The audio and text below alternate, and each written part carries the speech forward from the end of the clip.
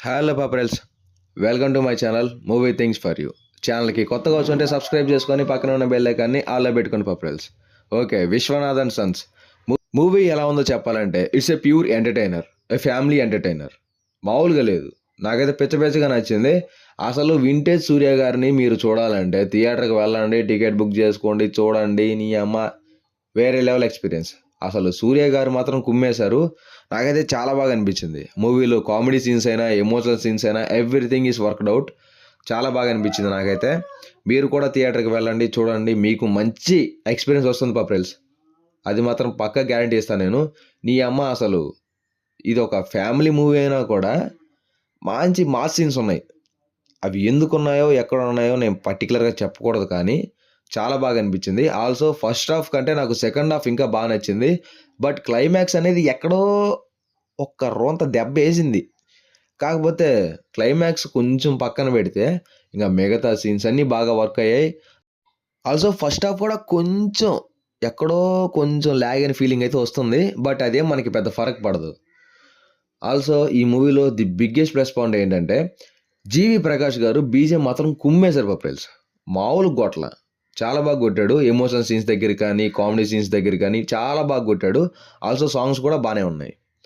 ఇంకా మన వెంకీ అట్లూరి గారి గురించి మాట్లాడుకోవాలంటే కథ పరంగా వీక్ అయినా కూడా స్టోరీని బాగా హ్యాండిల్ చేశాడు. అంటే కథ మరీ నెక్స్ట్ లెవెల్ ఉందని చెప్పలేను, కానీ ఓకే, కథ పరంగా మాత్రం okay, it's a simple story. But దాన్ని హ్యాండిల్ చేసిన విధానమే చాలా బ్రిలియంట్గా చేశాడు. అసలు సూర్య గారిని చూపించాడు. నాకైతే లిటరలీ ఒకప్పుడు గజనీ సినిమాలో సూర్య గారిని చూసినట్టే అనిపించింది. లిటరలీ అలాగే అనిపించింది నాకైతే. మీరు వెళ్తే మీకు కూడా అదే అనిపిస్తుంది పాపరేల్స్. చాలా మంచిగా చూపించాడు సూర్య గారిని మాత్రం. సూర్య గారినే కాదు, మూవీలో ఉన్న ప్రతి ఒక్కరిని వాళ్ళ క్యారెక్టర్స్కి సరిపోయేటట్టే తీసుకున్నాడు. ఆల్సో ఇంకా ఈ మూవీలో యాక్ట్ చేసిన యాక్టర్స్ గురించి మాట్లాడుకోవాలంటే ప్రతి ఒక్కరూ వాళ్ళ క్యారెక్టర్స్కి న్యాయం చేశారు. ఎస్పెషల్లీ సూర్య గారు అయితే కుమ్మేశారు. ఇవన్నీ కాదు పాపరేల్స్, మీరు ఫస్ట్ టికెట్ బుక్ చేసుకోండి.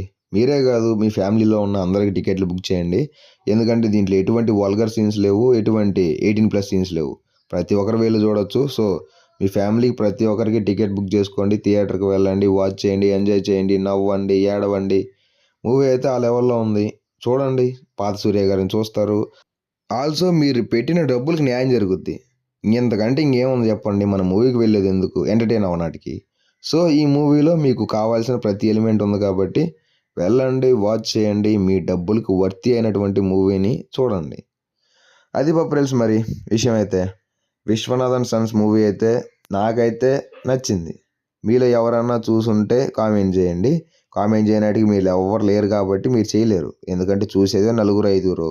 వాళ్ళు ఏం కామెంట్ చేస్తారు చెప్పండి. దయచేసి చూసి ఆ 4-5 కూడా లైక్ కొడితే అది ఇంకో 10 మందికి రీచ్ అవుద్ది.